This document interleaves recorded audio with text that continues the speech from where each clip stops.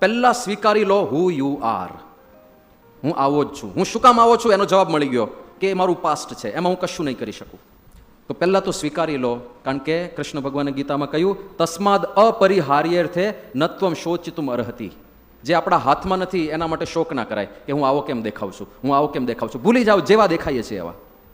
સ્વીકારી લો તો કોઈ પ્રશ્ન જ નથી. આપણે કેટલું બધું સ્વીકાર્યું છે જે આપણા હાથમાં નથી અને જેનો બહુ મોટો પ્રભાવ આપણા જીવન ઉપર છે. આપણે આપણા માતા પિતાને સ્વીકાર લીધા, કાંઈ પ્રશ્ન જ નથી. કોઈ એવું છે કે જેને રીડેવલપમેન્ટ માટે મોકલાવે કે આ માતા પિતા બરાબર નથી, ભગવાન બીજા આપો ને? નહીં, આપણે સ્વીકાર લીધા, કોઈ પ્રશ્ન નથી. આપણે આપણા નામ સ્વીકાર લીધા, જે નામથી જીવનભર લોકો આપણને ઓળખવાના છે. એની ચોઈસ તમને આપી હતી કે બેટા બોલ, બેટા તારું નામ શું રાખવું છે? અરે બેટા બોલ, તારું નામ શું? એને એવું પૂછ્યું હોત તો બધાના નામ શું હોત? બધાના નામ જ હોત. હા, કારણ કે છોકરો શું બોલે? તો બધાને નંબર આપવા પડે. એ નંબર 1, એ નંબર 2, એ નંબર 3.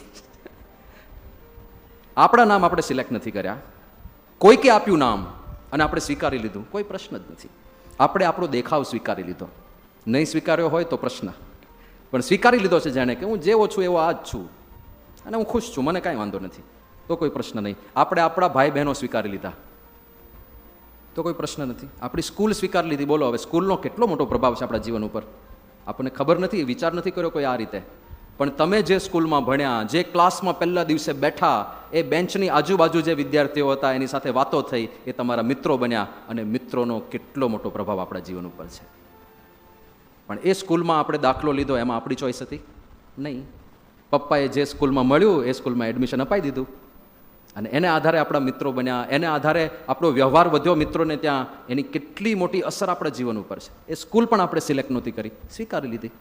તો જેટલું આપણે સ્વીકારશું એટલો ફાયદો થશે. તો પહેલાં આપણી જાતને જેવા છે એવા સ્વીકારીને હવે તમારે વધારે સારા થવું છે, વધારે સારું કરવું છે તો હાર્ડવર્ક શરૂ કરો. અમુક લોકો કહે છે સ્માર્ટ વર્ક, તો ચલો સ્માર્ટ વર્ક કરો, પણ હાર્ડવર્ક કે સ્માર્ટ વર્ક તો કરવું જ પડશે. એમાં તો છટકબારી નથી જ મળવાની. તો હાર્ડવર્ક ચાલુ કરો અને વારે વારે પ્રયત્ન કરે જ રાખો.